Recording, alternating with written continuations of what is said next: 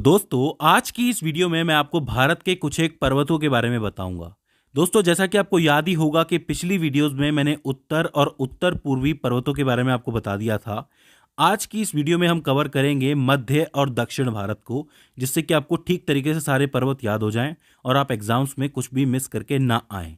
तो ज़्यादा टाइम ना लेते हुए हम शुरू करते हैं। देखिए, मध्य भारत की शुरुआत में सबसे पहले आती है अरावली पर्वत श्रेणी। ये जो अरावली पर्वत श्रेणी है ये गुजरात से शुरू होती है, राजस्थान से होती हुई जाती है और हरियाणा में जाके खत्म होती है। इस पर्वत श्रेणी की अनुमानित आयु 570 मिलियन वर्ष मानी जाती है, मतलब 570 मिलियन वर्ष पुरानी ये पर्वत श्रृंखला मानी जाती है।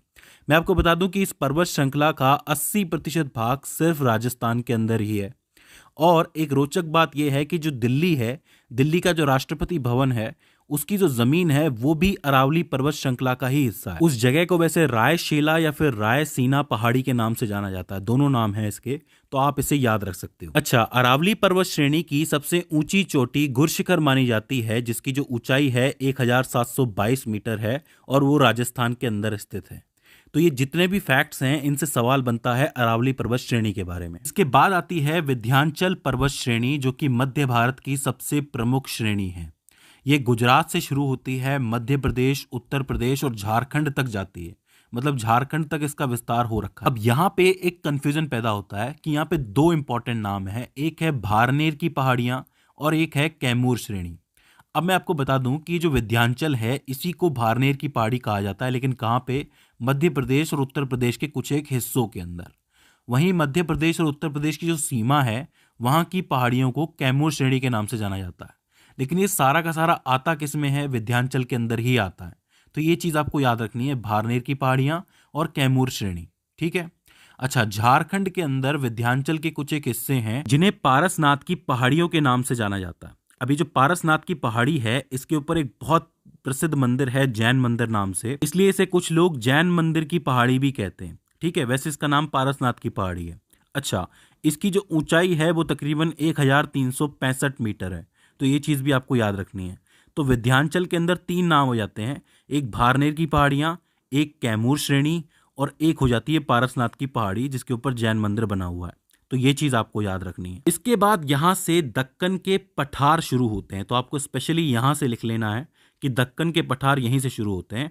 और इसमें सबसे पहले आती है सतपुड़ा पर्वत श्रृंखला। ये जो पूरी सतपुड़ा की श्रेणी है, पर्वत श्रेणी है, इसके उत्तर से नर्मदा नदी बहती है और दक्षिण से ताप्ती नदी बहती है। तो आप ये कह सकते हो कि इन दोनों नदियों के बीच में ये पहाड़ की श्रेणी होती है। तो ये चीज आपको याद रखनी है। अच्छा, इसके तीन भाग हैं, मतलब इसको तीन भागों में बांटा गया है। पश्चिम में इसे राजपीपला की पहाड़ी कहा जाता है, मध्य प्रदेश में इसे महादेव की पहाड़ी से नाम से जाना जाता है और छत्तीसगढ़ में इसे मैकाल पर्वत के नाम से जाना जाता है। और इन तीनों के अंदर सतपुड़ा श्रेणी की जो सबसे ऊंची चोटी है वो कहाँ पे है? महादेव पहाड़ियों के अंदर है, जिसका नाम है धूपगढ़ की पहाड़ी। वो सबसे ऊंची चोटी है यहाँ की, जिसकी ऊंचाई 1350 मीटर है। इससे स्पेशली सवाल बना था कि धूपगढ़ की पहाड़ी कहाँ स्थित है और उसकी कितनी ऊंचाई है।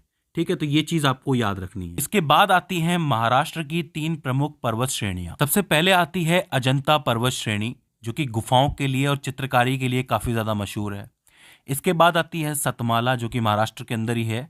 और इसके बाद आती है हरिश्चंद्र पर्वत श्रेणी, जो कि महाराष्ट्र के अंदर ही है।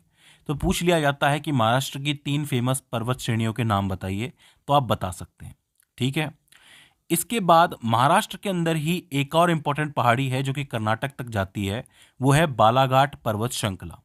बालाघाट पर्वत श्रृंखला की जो खास बात है वो ये है कि एक तरफ गोदावरी बहती है इसकी तरफ और दूसरी तरफ भीमा नदी बहती है। तो आप ये कह सकते हो कि ये गोदावरी और भीमा नदी के लिए एक तरीके का विभाजक है। जैसे पहले सतपुड़ा श्रेणी जो थी उसमें एक तरफ उत्तर की तरफ नर्मदा बह रही थी और दक्षिण की तरफ ताप्ती बह रही थी, वैसे यहाँ पे बालाघाट में ऊपर की तरफ यानी कि उत्तर की तरफ कौन सी बहती है?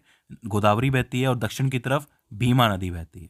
ठीक है। इसके बाद आते हैं दक्षिण भारत के कुछ एक राज्य जिनकी बहुत ही फेमस पहाड़ियां हैं, इनका नाम आपको याद रखना है। सबसे पहले आती है नल्ला मलाई की पहाड़ी, जो कि पूर्वी तट की एक पहाड़ी है, जो कि आपके आंध्र प्रदेश की कृष्णा नदी के पास मौजूद है। देखिए, यहाँ से कृष्णा बहती है और ये पूर्वी तट है, हमारे देश का पूर्वी तट है, तो इसे पूर्वी तट की पहाड़ी भी कहा जाता है। कौन सी है? नल्ला मलाई की पहाड़ी। इसके बाद इसी के नीचे आती है जावदी पहाड़ी, ये भी आपकी पूर्वी तट की पहाड़ी है। ये कहाँ पे है? तमिलनाडु राज्य के उत्तर में स्थित पहाड़ी है ये। तो ये दोनों एक साथ आप याद रख सकते हो। इसके बाद केंद्र में यहाँ पर एक और पहाड़ी आती है जिसको हम नीलगिरी पहाड़ी कहते हैं। इसका नाम आपने बहुत बार सुना होगा, काफी फेमस पहाड़ी है। इसको पहाड़ियों की रानी कहा जाता है, नीलगिरी पहाड़ी, तो आपको याद रखनी है। ये कहाँ पे स्थित है? केरल, तमिलनाडु और कर्नाटक में फैली हुई पहाड़ी है। इसको केंद्रीय पहाड़ी भी कह सकते हो आप। अच्छा, नीलगिरी की जो पहाड़ियां हैं उसमें एक बहुत ही मशहूर चोटी है जिसका नाम है डोडा बेट्टा।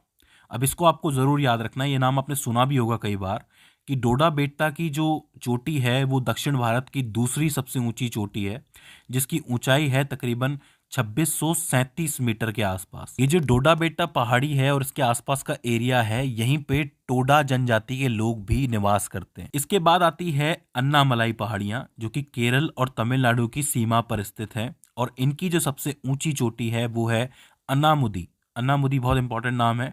ये सबसे ऊंची पहाड़ी मानी जाती है इसके लिए, और उसकी ऊंचाई है 2695 मीटर।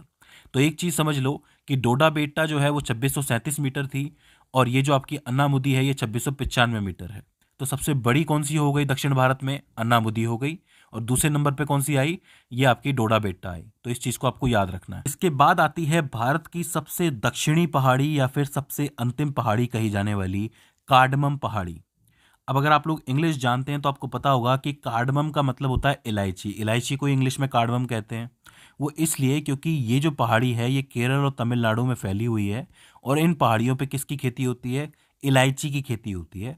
इसलिए इस पहाड़ी को इलायची पहाड़ी कहा जाता है, अंग्रेजी में बोले तो कार्डमम पहाड़ी। तो ये चीज़ आपको याद रखनी है। तो आखिर में इलायची पहाड़ी हो जाती है। इसके अलावा दो और पहाड़ियां हैं, एक है अंडमान निकोबार में। पूछ लिया जाता है कि अंडमान निकोबार की सबसे ऊंची चोटी कौन सी है, तो आपको लिखना है सैंडल पीक। और लक्षद्वीप की सबसे ऊंची चोटी कौन सी है, तो आप लिखोगे नारचो। ठीक है। तो दोस्तों ये हो जाती हैं आपकी मध्य भारत और दक्षिण भारत की कुछ एक प्रमुख पहाड़ियां। आई होप आपको समझ में आ गई होंगी। अगर इसके बाद भी इसके अंदर आपको कोई दिक्कत आती है, कोई क्वेरी आती है, तो आप हमें कमेंट सेक्शन में बता सकते हैं। तो दोस्तों आज की इस वीडियो के अंदर बस इतना ही। See you in the next one.